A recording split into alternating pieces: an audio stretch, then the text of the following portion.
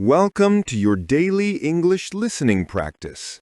Today we have our darkest story yet, The Mirror in the Basement. Sarah was a young artist who moved into a large, cheap, old house in a quiet part of the city. The rent was low because the house was too old, and the owner wanted to sell it quickly. The house had a basement that the landlord warned her about. "Never go down there, Sarah. It's just full of old dust and dark history. It's better to keep the door locked." Of course, Sarah was curious. 2 weeks after moving in, she found the key under the carpet in the hallway. The basement door was heavy and made a painful screeching sound when she opened it. The air in the basement was cold and heavy, smelling of damp earth and something metallic. The only light came from a single, bare electric bulb hanging from the ceiling. Sarah walked into the center of the room. The basement was empty except for one thing: a massive, ornate mirror leaning against the back stone wall. The frame was black wood, covered in strange, ancient carvings that looked like tangled vines. Sarah wiped the dust off the glass. She looked at her reflection. Everything looked normal, but the reflection looked strangely sad. That night, Sarah was sleeping when she was woken by a soft, rhythmic tapping sound coming from the floor below. Tap, tap, tap. It was coming from the basement. Sarah got up and walked to the basement door. The tapping stopped. She stood there for 5 minutes, but the basement was silent. The next day, Sarah went to the local library to research the mirror's strange carvings. The librarian found a book on local folklore. The book described an item called the whispering glass, a mirror used in the 19th century to communicate with the lost.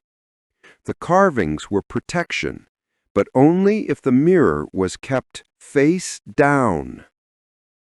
Sarah felt a chill. She had left the mirror face up. She rushed home. That night, she heard the tapping again, but this time it was louder, faster, and more desperate. Tap, tap, tap, tap, tap. Sarah was too terrified to move. She covered her head with the pillow. Then she heard a new sound, a sound like glass cracking. She opened her eyes and saw a shadow move across her bedroom door. It was the reflection of a figure standing behind her, a tall, dark shape that was not her own. Sarah finally gathered the courage to scream and ran out of her room and down the stairs. She grabbed the key and threw open the basement door. She looked at the mirror. The frame was untouched, but the surface of the glass was covered in tiny cracks that looked like spider webs. And the reflection inside was no longer empty. Inside the mirror's depth, a dark, thin face with wide, empty eyes was looking back at her. The face was pressing against the glass, making the cracking sounds louder. The face was trying to get out. Sarah didn't even try to cover the mirror. She ran out of the house and didn't look back. She called the landlord the next morning, leaving the key under the doormat. She later heard the house was sold quickly.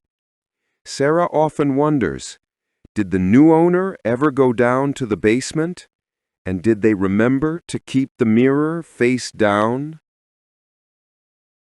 Now, let's practice your understanding.